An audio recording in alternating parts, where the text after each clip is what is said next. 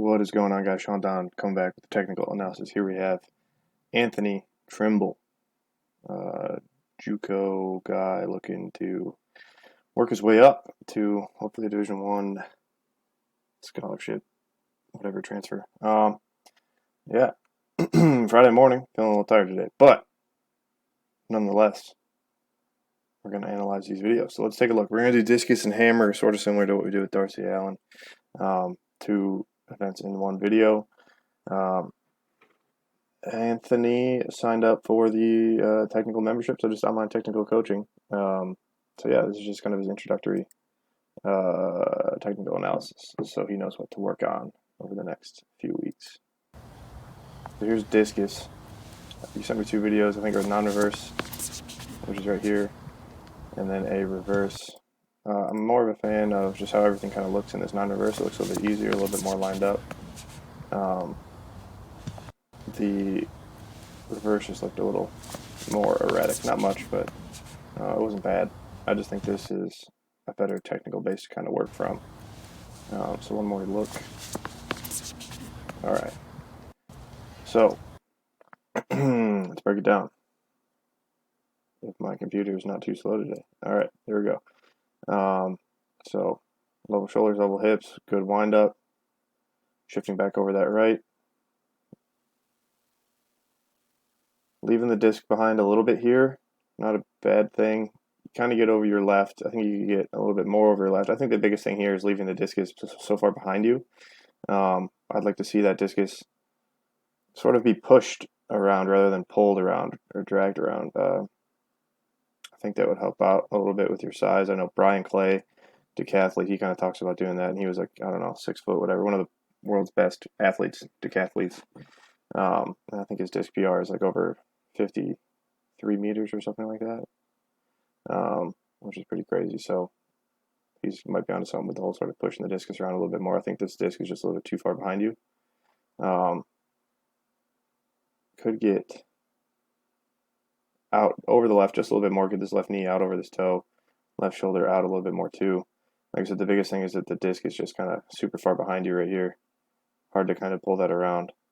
Right leg sweep is pretty good. Leading with the instep as it comes around. Staying down on that left leg, loading that left knee real nice. You have this slight tilt in your shoulders. I think that comes into play a little bit later.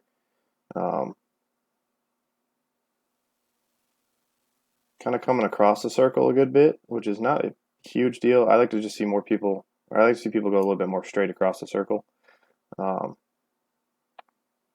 As you can see, your energy just kind of goes in this direction. It's kind of the same thing in the hammer video that I saw. Your energy into throw is kind of aimed down this left sector line rather than like towards 180. As you can see, you could stay a little bit more grounded across the middle. You don't really jump out of the back, but you do rise up a bit. And this air time, these couple frames right there, is time that you could spend, like if you were down lower towards the ground, if you didn't extend off this left knee so much, so keep the left knee a little bit more bent, and bring this right leg a little bit more down into the center, you'd ground that right foot a little bit earlier, and then you'd get that left foot down earlier at the front too. I think this left heel coming a little bit high, not a huge deal. You're pretty quick to get it down. Pretty good separation here, but I think I'd like to see this left foot stay a little bit lower, not butt kick so much. Once again, I think that would help that left foot ground sooner. As you can see, this, if you could get that left foot down kind of like right here, that would just give you an extra couple frames of power. But since you rise up and then that left heel kind of butt kicks. Like I said, it's pretty solid catch position, but I think this disc could be up and back a little bit more. Yeah, I think I'd like to see this discus up a little bit more on this right side, a little bit more level with the shoulders. You can see it's a little bit down, and then it rises once again. Its high point reaches, like I said, that left sector line, or what would be the left sector line. And then, so your low point's going to kind of come 180 degrees from that, which is just about before the release. And I'm not a fan of a super low release in the discus. It's kind of down off the right hip. I'd rather see on delivery, so like right here, you can see that right arm's kind of down. I'd rather see more of a level shoulder complex, if you will. Level left arm, level shoulders, and then this right arm also in line parallel with that. But still a pretty smooth release. So just some small little tweaks. Like I said, I think the biggest thing is just level out the shoulders and try to push the discus around. Those are kind of the two simple keys you can work on right now. Maybe keep that chest up. You can see, I think because the discus is behind you a little bit here, you just kind of drop it. I'm sure you feel some good stretch, but if you bring it to the middle with you just a little bit more, as you can see, this right leg leads it just a little bit much. You want to try to bring that whole kind of right side to the middle and then create separation from when that right foot touches down until when that left foot touches down. And then you could stay a little bit more ground on that left leg too. As you can see, this right leg hits. You go to push, push, and then you're still grounded, but you can see this right foot start to slide forwards while the disc is still in your hands. I think you got to let that energy transfer a little bit more into the discus before this right foot slides forward, and I think that's once again a byproduct of kind of keeping the disc so far behind you. And then I think you could, this left arm block could come a little bit more forwards before it goes back and around. That would give you just a little bit more stretch and direction forwards. But overall, not too shabby. So that's discus, and now let's go on to hammer. A little smaller video on this one. So let's take a look.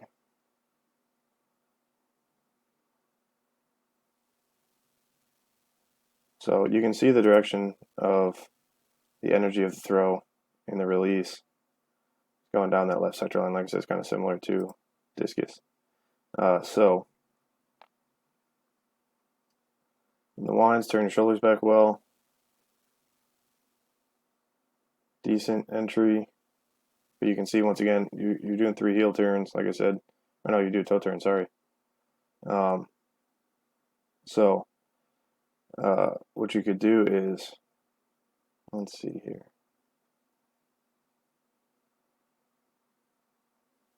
You shift over to the left pretty well, but it's almost like too early.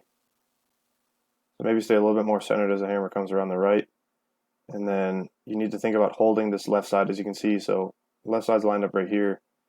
Shoulder, hip, knee, ankle all in a straight line. Your right leg looks like you're using your right leg to help set that up. But then as the hammer comes through 0, you see that left side dip back just a slight bit. You sit back into the throw, and then the left shoulder opens up just a bit. And that's what sets up the direction of the throw towards down the left sector rather than to 180. So you need to think about holding that left side a little bit more, staying a little bit more patient, being more stable with that left side, and then kind of leaning back to 180, not to the left sector line, because that's kind of just what throws off the whole organization, I guess, if you will, of the throw. Your hips could be a little bit more underneath you on the catch. Shoulders look level, but yeah, your hips are a little bit back, and once again, when your hips are back, that's just going to kind of delay the action of the hips getting into the throw. So your right hip doesn't start working in the throw until the ball's already at 0, and then same thing, direction of the throw, energy of the throw is going down this left sector line rather than to 180. And you can see yourself get pulled around this left side. And same thing here. Okay, catch position, but your hips need to be more underneath you, more forwards. This left shoulder could be a little bit more back over this left hip.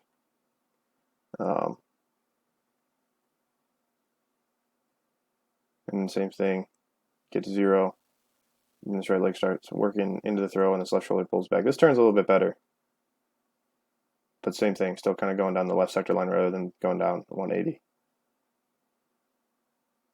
And you still get pulled around that left side a little bit. You need to finish the ball all the way around a little bit more. Right leg comes a little bit low. Could be more up and over this right leg, like an A-skip. That would help you keep a longer double support, but then still catch quicker on this final turn. Kind of soft catch here, as you can see. Doesn't look like there's much tension in this position, once again, because your hips are back away from the hammer. And then you kind of had this weird crossbody finish.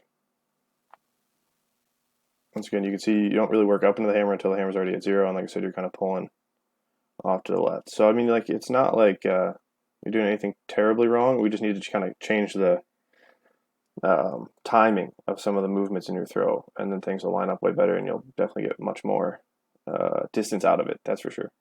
So quick hammer analysis, but yeah, got to think about feeling that ball stretch off to 270, throw it forwards, and really be patient. Set up that left side, and then feel that right leg go with the hammer. As you can see, there's a couple frames here where the hammer is moving left, and your right leg is just kind of, it's really soft, and it's not moving with the hammer.